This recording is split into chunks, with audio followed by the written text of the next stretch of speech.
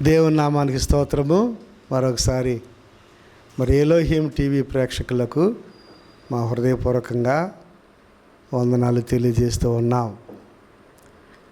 మరి ఈ ప్రోగ్రాం ద్వారా మీతో దేవుని వాక్యాన్ని పంచుకోవటానికి దేవుడు మంచి అవకాశం ఇచ్చినారు. మరొక వాక్య భాగాన్ని ధ్యానం చేసుకుందాం. ఎఫెసీయులకు రాసిన పత్రిక 6వ అధ్యాయము 10వ వచనం. తుదకు ప్రభు యొక్క మహాశక్తిని బట్టి ఆయన యందు బలవంతులయుండుడి. చిన్న ప్రార్థన చేసుకుందాం. ప్రభా, నీ పాదాలకు వందనాలు చెల్లిస్తూ ఉన్నాం. నీ మాటలు చెప్పటానికి ప్రభా ఈ ఎలోహిం టీవీ పరిచర్య వారు అవకాశం ఇచ్చినారు. అందుని బట్టి మీకు స్తోత్రాలు. ప్రభా, నేనైతే వట్టివాడిని మట్టివాడిని, ఎందుకు పనికిరాని వాడిని. ప్రభా నాయనా, కొద్ది మాటలు మా ప్రేక్షకులకు ప్రభా వినువారికి దీవెనకరముగాను ఆశీర్వాదకరంగాను చేయమని మహిమా ఘనత ప్రభావములు మీకు ఆరోపించుకుంటూ యేసు నామములో అడుగుచున్నాము తండ్రి, ఆమేన్. ప్రియులరా, ఈరోజు ఎఫెసీయులకు రాసిన పత్రిక 6వ అధ్యాయము 10వ వచనంలో 10వ వచనం నుండి 18వ వచనం వరకు మనం ఎలాగున రక్షించబడినటువంటి విశ్వాసులు కానివ్వండి, సేవకులు కానివ్వండి, మనము అనుదిన జీవితంలో, మన దైనందిక జీవితంలో అపవాదిని ఎలా ఓడించాలి, అపవాదిని ఎలా ఓడించాలి, వాడి యొక్క తంత్రములు, వాడి యొక్క జిమ్మిక్కులు మనం ఎలాగున తెలుసుకోవాలి ఎలాగ జయించాలి అనే విషయాన్ని కొద్దిగా మనం వాక్యంలో నుండి కొన్ని మాటలు ధ్యానం చేసుకుందాం. తుదకు ప్రభు యొక్క మహాశక్తిని బట్టి ఆయన యందు బలవంతులయుండుడి. మీరు అపవాది తంత్రములను ఎదిరించుటకు శక్తిమంతులగునట్లు దేవుడిచ్చు సర్వాంగ కవచమును ధరించుకొనుడి. చూసారా ప్రియులరా, ప్రభు యొక్క మహాశక్తిని బట్టి మనం ఏమవ్వాలి? బలవంతులు అవ్వాలి. చూడండి, శారీరకంగా మనం బలవంతులుగా ఉండాలంటే రోజు పాలు తాగుతాము, తర్వాత మంచి టిఫిన్ తింటాము, మంచి ఆహారం తీసుకుంటాము, ఆ పాలల్లో హార్లిక్స్ చేసుకుంటాము, ఇంకా రకరకాల మెడిసిన్స్ వేసుకుంటాం. తప్పులేదు, శరీరం ఆరోగ్యంగా ఉండాలి కనుక ఇవన్నీ తీసుకోవాల్సిందే. అట్లాగే శరీర విషయంలో ఎలాంటి శ్రద్ధ కలిగి ఉంటావో, నీలో ఉన్న ఆత్మ విషయాల్లో కూడా నీవు ఎంతో శ్రద్ధ కలిగి ఉండాలి. పౌలు గారు అంటాడు, మేము బలహీనులుగా ఉన్నప్పటికీ అంతరంగ పురుషుడు దినదినము బలం పొందుకుంటున్నాడు అనే ఒక వాక్యము మనం చదువుతున్నాం. బాహ్య పురుషుడు కృషించినను అంతరంగ పురుషుడు దినదినము వర్ధిల్లుచూ ఉన్నాడంట. అట్లాగే మనం కూడా మన యొక్క ఆధ్యాత్మిక జీవితాల్లో కూడా మనం కూడా ఎలా ఉండాలి? శరీర బలహీనతలు ఉన్నా,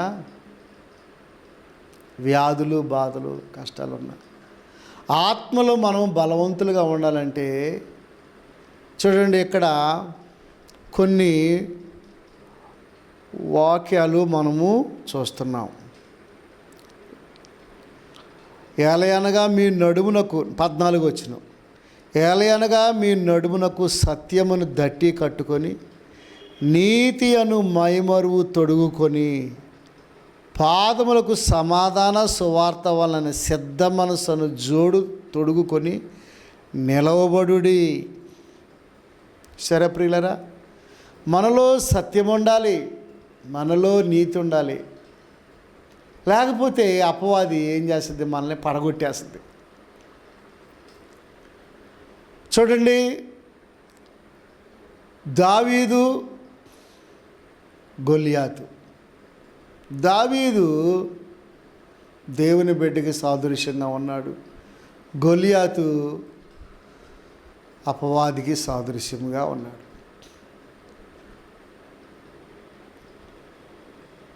మనము శారీరకంగా చూస్తే వీరిద్దరిలో గొలియాతు బాగా బలవంతుడిగా ఉన్నాడు. 6 మూరల జానుడి ఎత్తు గొలియాతు. పొడవైన డాము మరి అతని దగ్గర ఉన్నటువంటి ఆయుధాలు పొడవైనవి, పెద్ద డాలు, ఈటే పొడవైనది, చాలా పొడవుగా ఉంటుందంట. దాన్ని మోయటానికి ఇంకొకడు కావాలి. చాలా బలవంతుడు లోకపరంగా, కానీ అతనిలో ఏమి లేదు? దేవుని ఆత్మ లేదు. అపవాది బెదిరిస్తాడు, నీ సంగతి ఏంటో నేను చూస్తానంటాడు. కళల ద్వారా, పిచ్చ కళలు రకరకాలుగా గలిబిలి చేయాలని చూస్తాడు. వ్యాధులు పెట్టి బలహీనపరచాలని చూస్తాడు. అయినప్పటికీ మీరు అపవాది తంత్రములను ఎదిరించుటకు శక్తిమంతులగునట్లు దేవుడిచ్చు సర్వాంగ కవచమును ధరించుకొనుడి. ఎలయనగా మనము పోరాడునది శరీరులతో కాదు, ప్రధానులతోనూ అధికారులతోనూ ప్రస్తుత అంధకార సంబంధులకు లోకనాథులతోనూ ఆకాశ మండలమందున్న దురాత్మల సమూహములతోనూ పోరాడుచున్నాము. పోరాటం, ఇంట్లో పోరాటం, భార్య దగ్గర, బిడ్డల దగ్గర, డబ్బుల దగ్గర, ఆస్తుల దగ్గర, అంతస్తుల దగ్గర, వాహనాల దగ్గర, ఏమండి, ఉద్యోగంలో, కుటుంబ వ్యవస్థలో ఎన్నెన్నో రకరకాలుగా అపవాది నానా విధములుగా ఏం చేస్తుందంట? మనలను ఓడించటానికి రకరకాల ప్రయత్నాలు చేస్తుందంట. అలాంటి ప్రయత్నాలను ఎదిరించటానికి మనము ఎలా ఉండాలి? మనము ప్రియులరా, మామూలు అయితే కింద పడిపోతారు. నామకార్థ ప్రజలు, నామకార్థంగా జీవించేవాళ్ళు బలహీనం అయిపోతారు. కనుక మనము ఆత్మలో ఎలా ఉండాలి? బలవంతులుగా ఉండాలి. బలవంతులయుండుడి నా కుమారుడా, తిమోతితో రాస్తూ పౌలు గారు, నా కుమారుడా తిమోతి, క్రీస్తు యేసునందున్న కృపచేత నీవు బలవంతుడవు కమ్ము. బలం సంపాదించుకోవాలి. చూడండి ప్రియులరా, దావీదు యథార్థవంతుడు. అతని బలం ఏంటి? అతని బలమేంటి? యథార్థత. అతని బలమేంటి? సత్యము. అతని బలమేంటి? విశ్వాసము. అతని బలమేంటి? నీతి. అతని బలమేంటి? ప్రార్థనా జీవితం. అతని బలమేంటి? వాక్యము.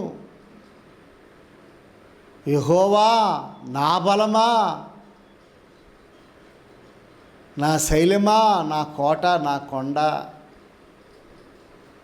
ప్రియులరా, ఆ యుద్ధములో రాజైన సౌలే వెనకంజి వేశాడు. భయపడ్డాడు, పిరికితనం వచ్చేసింది. అతనిలో సత్యం లేదు కనుక అతన్ని భయపడ్డాడు, బలహీనుడైపోయాడు. రాజు బలహీనుడైతే సైన్యం కూడా అమ్మో బతుకుంటే బలుసాకులైన ఏరుకొని తినొచ్చు, వీడితో మనం ఎందుకు తలపడాలని ఎవరి కాళ్ళు ఏం చేశారు? తోక ముడుచుకున్నారు. అప్పటికే 40 రోజులు అవుతుంది ఇశ్రాయేలీల మీదకి వాడు వచ్చి. 40 రోజుల నుంచి రోజు ఉదయం సాయంకాలం మధ్యాహ్నం ఇక పోట్లాడుతున్నావా? అమ్మా నీ భర్త మీద నీ పిల్లల మీద, నీ కుటుంబం మీద, నీ బంధువుల మీద నువ్వు పోట్లాడుతున్నావా? పోట్లాడ మాకు. పోట్లాడే ఆత్మ, కోపాడే ఆత్మ మంచిది కాదు. ఆత్మలో నువ్వు తగ్గిపోయావు. చికాకు వస్తుందా, చిరాకు వస్తుందా, గలిబిలవుతున్నావా, ఊర్పును పోగొట్టుకున్నావా, సహనాన్ని పోగొట్టుకున్నావా? ఆత్మలో నువ్వు దిగజారిపోతున్నావు. క్రీస్తు యేసునందున్న కృపచేత, ఆయన ఉచితమైన కృపచేత ఏమవ్వాలి? బలవంతులు అవ్వాలి. చూసారా? బలవంతులుగా అయితే, బలవంతులంటే ఎట్లా అవుతాం? బలవంతులవి దేవుని మాటకు లోబడితే, మన పాపాలు ఒప్పుకొని పశ్చాత్తాపడితే మనం బలవంతులం అవుతాం.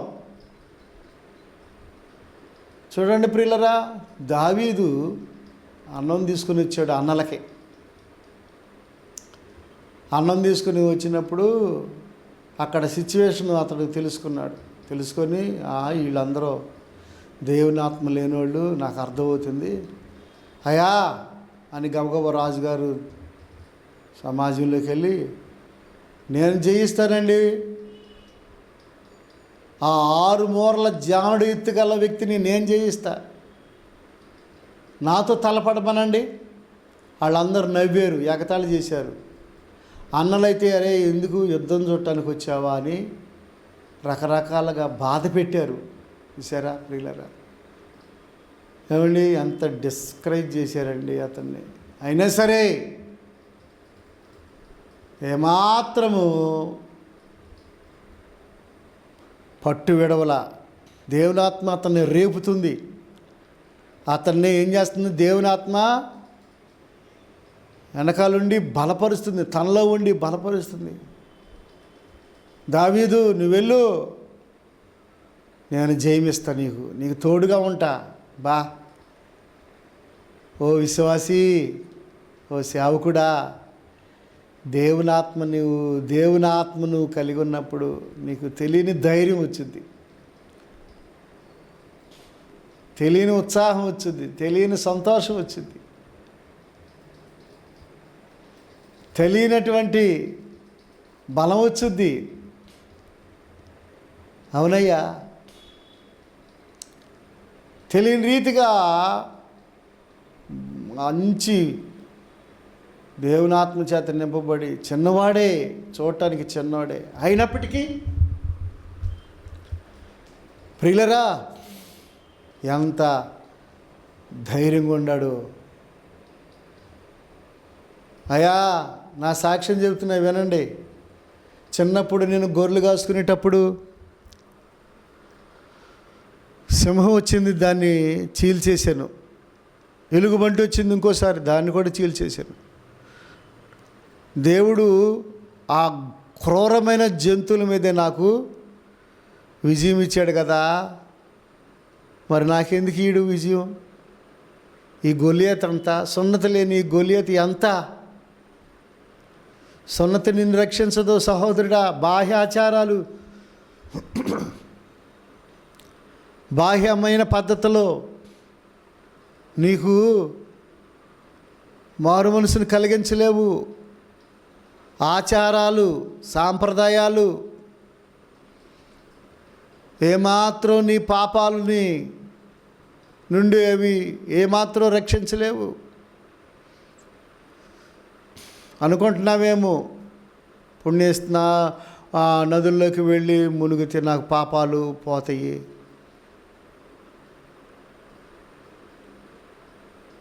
నిలువు దోపిడీ ఇస్తే నా పాపాలు పోతాయి. పేదలకి అన్నదానం, వస్త్రదానం, గోదానం, భూదానం ఇస్తే కొంతవరకు నేను సేవ్ అవుతాను. ఏ నామములో కూడా రక్షణ లేదు తమ్ముడా. యేసు క్రీస్తు నామములోనే నీకు పాప క్షమాపణ. యేసు నామములో ప్రతి మోకాళ్ళు వంగవలసిందే. ఆయన నామం ద్వారానే దేవుని యొద్దకు మనము చేరగలుగుతాం. దేవుడు అధికారం ఇచ్చాడు యేసు ప్రభువుకి. ఆయన నామము ద్వారానే నేనే మార్గము, నేనే సత్యము, నేనే జీవము, నా ద్వారానే పరలోక రాజ్యం. కనుక ఈ లోక ఆచారాలు, సాంప్రదాయాలు మోక్షాన్ని కలిగించవు. భ్రమపడుతున్నావేమో. కనుక దావీదు చెప్పాడయ్యా, నాకు ఆ రోజు దేవుడు నాకు శక్తి ఇచ్చాడు కదా, ఈ గొలియాతు ఎంత, ఈ సున్నతి లేని గొలియాతు ఎంత? అప్పుడు గట్టిగా చెబుతున్నాడు వాళ్ళు కూడా. అయితే నా దగ్గర కొన్ని ఆయుధాలు ఉన్నాయి, కానీ నా యొక్క శిరస్త్రాణము, నా యొక్క డాలు, నా ఈటె, నా కత్తి, నా మేజోళ్ళు ఇవన్నీ వేసుకుని వెళ్ళయ్యా. సరే అవన్నీ ఇచ్చారు, వేసుకుంటే నడవలేకపోతున్నాడు. ఏమంటే దేవుడు ఎలాంటి వారి సహాయం లేకోకుండానే కార్యాలు చేస్తాడు.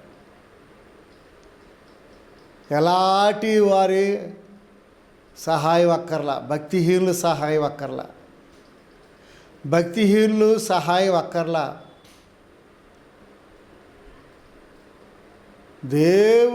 దేవుడు నీ యథార్థతను బట్టి, నీ నీతిని బట్టి నీకు తోడుగా ఉంటాడు.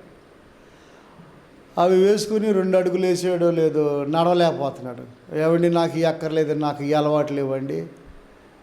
కనుక దేవుని స్టైల్లో నేను యుద్ధం చేస్తానండి, నాకు దేవుడిచ్చిన జ్ఞానంతో నేను నడుచుకుంటానండి, అండి ఓడిస్తానండి అని అన్నప్పుడు వాళ్ళు చాలా భయపడిపోయారు. అమ్మో, కుర్రోడు మంచిగా ఉన్నాడే. సరే వెళ్ళాడు, ఒక రాయి తీసుకున్నాడు, ఒక ఒడిసెలు తీసుకున్నాడు. రాయి దేనికి సాదృశ్యం? వాక్యానికి సాదృశ్యం. ఒడిసెల దేనికి సాదృశ్యం? ప్రార్థన జీవితానికి సాదృశ్యం. ఈ 2 ఉంటే నీకు జయమే.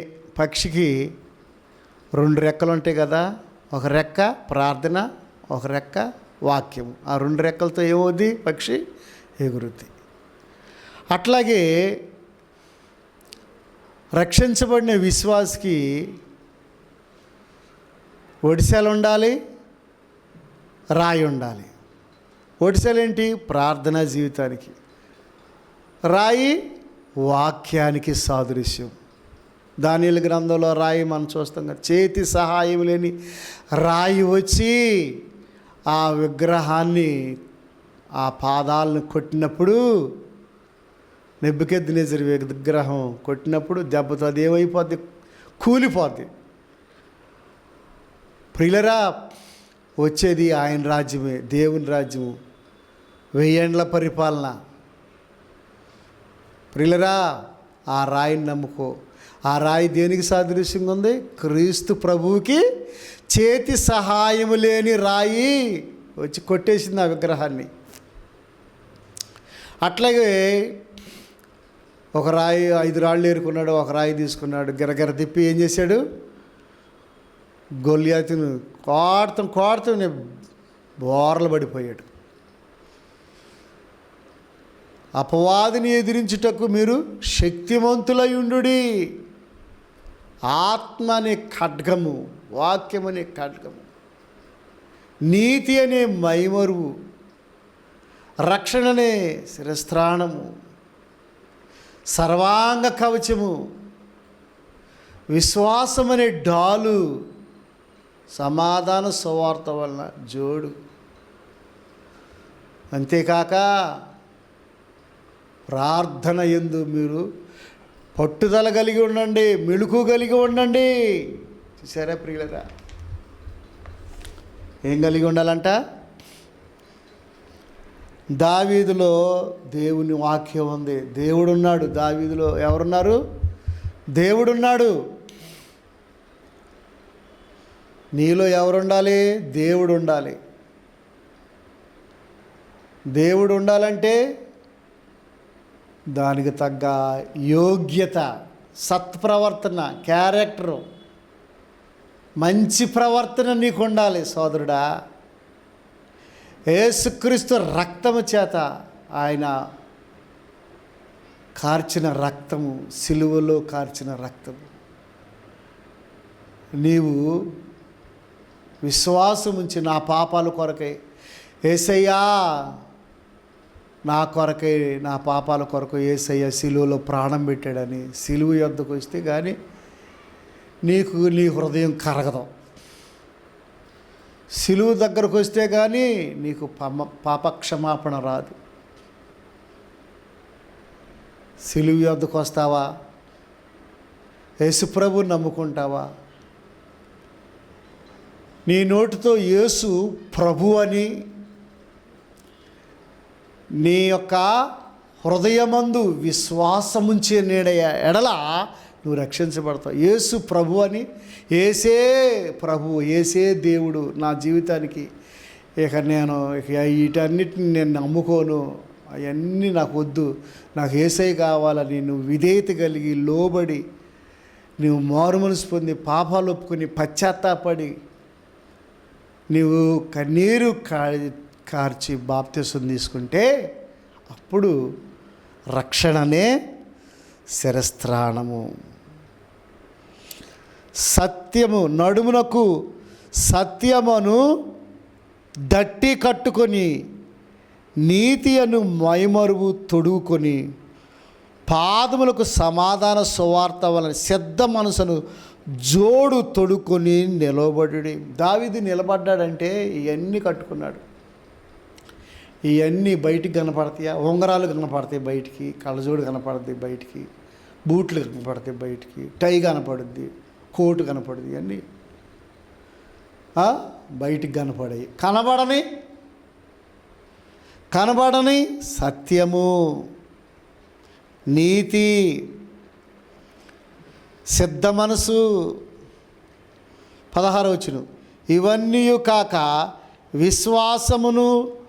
విశ్వాసమును డాలు పట్టుకొనుడి, దానితో మీరు దుష్టుని అగ్ని బాణములన్నిటిని ఆర్పుటకు శక్తిమంతులగుదురు. చూసారా? విశ్వాసమును డాలు పట్టుకొనుడి. విశ్వాసం ఉండాలి. దావీదుకి ఏముంది? విశ్వాసం ఉన్నది. ఈ సున్నతి లేని ఫిలిస్తీయుడు ఎంత నా దేవుని ముందు.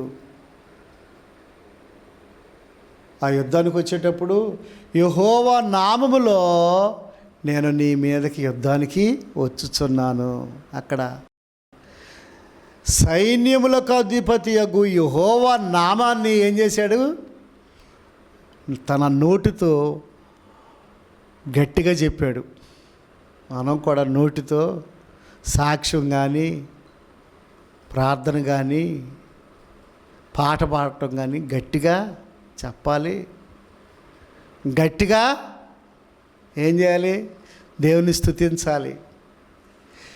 ఎరుకో చుట్టూ 7 సార్లు, ఎరుకో చుట్టూ 7 సార్లు ఆ ఇశ్రాయేలీలు ఏం చేశారు? ఊరకయే స్తుతించుకుంటూ తిరిగారు. అక్కడ ఏమైనా బాంబులు పెట్టారా? అక్కడ ఏమైనా కత్తి ఉపయోగించారా? డాళ్ళు ఉపయోగించారా? ఎరుకో చుట్టూ 7 సార్లు తిరిగినప్పుడు ఎరుకో కోట గోడలో కుప్పగూలిపోయినాయి. ఒక్కొక్క గోడ 2 రథాలు వెళ్ళే ప్లేస్ అంట. ఆ ఎరుకో ప్రజలు అట్ట కట్టుకున్నారు. మమ్మల్ని ఊరు ఓడించలేరు, మేమే బతికినంతకాలం మేమే ఉంటాం, మేమే వెళ్తాం, మేమే రాజ్యం వెళ్తాం అన్నట్టుగా దెబ్బతో కుప్పగూలిపోయినాయా లేదా? ఎరుకో కోటగోడలో. విశ్వాసముతో తిరగాలి మనం. విశ్వాసముతో మనము ప్రార్థన చేస్తే అపవాది యొక్క తంత్రాలను మనం ఏం చేస్తాము? ఓడిస్తాం, జయిస్తాం. అపవాది యొక్క తంత్రాలు చూసారా? ఎదురించుటకు శక్తిమంతులగునట్లు శక్తిమంతుడు అయ్యాడు. ఎవరో? దావీదు. అంతేకాదు ఏమండి, దేవుని వాక్యమును ఆత్మ ఖడ్గమును ధరించుకుని ఆత్మ వలన ప్రతి సమయమందును ప్రతి విధమైన ప్రార్థనలను విజ్ఞాపన చేయొచ్చు. ఆ విషయమై సమస్త పరిశుద్ధుల నిమిత్తము సంపూర్ణమైన పట్టుదలతో విజ్ఞాపన చేయొచ్చు. మెళకుగా ఉండుడి. కనుక దావీదు ఎంతో మెళకుగా ఉన్నాడు. ప్రార్థన జీవితం ఉంది, వాక్యము ఉంది, నీతి ఉంది, మరి సత్యం ఉంది. అందువల్ల గొల్యాతు ఏమయ్యాడు? గొల్యాతుని దావీదు జయించాడు. కనుక వాక్యం ఉన్న సహోదరుడా, నీ కుటుంబంలో ఎలాంటి పరిస్థితులు, ఎలాంటి గొల్యాతులు, ఎలాంటి పరిస్థితులు వచ్చినప్పటికీ నువ్వు ఎలాగనో ప్రార్థన చేసుకుంటే దావీదులాగా నీకు తప్పనిసరిగా జయం వచ్చుద్ది. దేవుడు నీకు సహాయము చేస్తాడు. తప్పనిసరిగా నీవు వర్ధిల్లుతావు. జయము నీదే. పోరాటంలో జయము నీదే, విజయము నీదే. దేవుడు నీకు విజయం ఇవ్వబోతున్నాడు. ఈ వాక్య ప్రకారంగా నీవు బ్రతికినట్లయితే దేవుడు నీకు జయం ఇవ్వబోతున్నాడు. దావీదుకి ఇచ్చిన జయాన్ని దేవుడు నీకు ఇవ్వబోతున్నాడు. సోదరుడా, నీకు ఇంక విజయమే. నిరాశపడకు, కలవరపడకు, కంగారు పడకు, భయపడకు. దేవుడు నిన్ను దీవించునుగాక. దేవుడి కొద్ది మాటలు ఆశీర్వదించునుగాక. తలల వంచండి, ప్రార్థన చేసుకుందాం. పరిశుద్ధుడైన తండ్రి, ప్రేమ కలిగిన ప్రభా, నీ పాదాలకు వందనాలు ప్రభా. ఈ పోరాటంలో నాయనా మాకు గొప్ప విజయాన్ని ఇవ్వబోతున్నందుకే మీకు స్తోత్రాలు. సాతాను మీద మాకు విజయాన్ని ఇవ్వబోతున్నందుకే మీకు వందనాలు. దావీదుకి ఎలాంటి విజయం ఇచ్చావో నాకు కూడా, మాకు కూడా ప్రభా గొప్ప విజయం దయచేయమని మహిమ ఘనత ప్రభావమును మీకు ఆరోపించుకుంటూ యేసు నామములో అడుగుచున్నాము తండ్రి, ఆమేన్. తండ్రి ప్రేమ, కుమారుని కృప, పరిశుద్ధాత్మ యొక్క అన్యోన్య సహవాసము మీకును మీ కుటుంబాలకు ఎల్లప్పుడూ తోడైండును గాక. Amen. Okay, God bless you. దేవుడు మిమ్మల్ని దీవించును గాక.